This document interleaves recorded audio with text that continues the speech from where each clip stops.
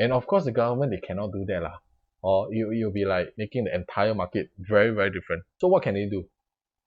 What they did was they increased the supply. So the big question is this: how busy professionals and homeowners like us make six-figure profits from the property we own safely by doing it with research, data, and numbers. How do we buy in a way without complications and half-guessing, regardless of the market conditions, and still remain profitable?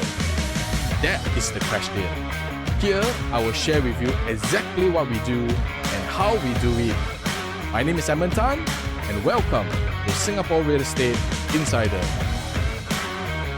And this is only 2017 projection, and I'm going to show you all the way until 2018. It also shows a decline in terms of negative percentage for HDBs. So this is from URA, HDB. You can actually forward and find it out.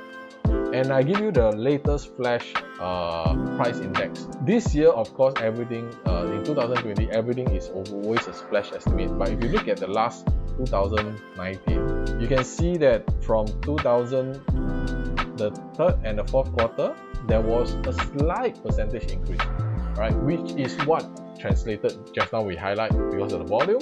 That's why the price index also went up, and the reason is because of the enhanced CPF grant that all of us are enjoying. Please take note, the grant that you are taking from the HDB, you are actually borrowing it from CPF. It is not yours. They don't give you cash.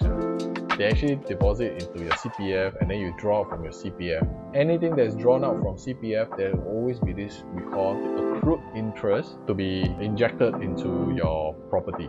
So what is accrued interest? Basically, you're borrowing your CPF money out, you are supposed to pay back this amount plus the accrued interest back into your CPF. So why the prices also came down is because, let's just use an example just now, right? Alright, so let's say I'm the one who buy your property for 600,000. So I'm happily staying in this 600,000 property, right? So I pay for it, you're already long gone. 4 or 5 years later, the government realized they have done the wrong policy, and they come to me and say, hey Edmund, I know previously you bought your property for 600,000, but now we are adjusting everything. When you want to sell, can you please sell at 400? Because that is the true value. And of course, the government, they cannot do that lah. Or you'll be like making the entire market very, very different. So what can they do? What they did was they increased the supply of new properties. Alright, so if you can see from this chart, right, they built a lot of HDBs, BTOs. Alright, if you have realized actually for the last at least 5-6 years, there's a lot of BTOs that was introduced.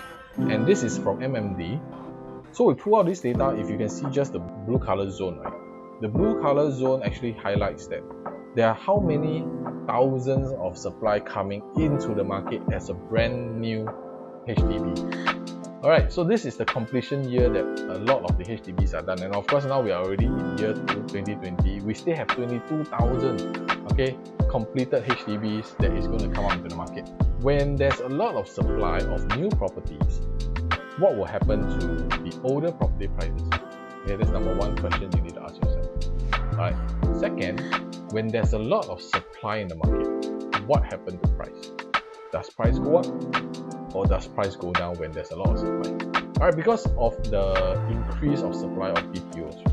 So suddenly, you as a homeowner who owns your property for the last maybe 8 years or 6 years, suddenly there's all this fresh, new property, younger, newer, better in terms of everything new lah.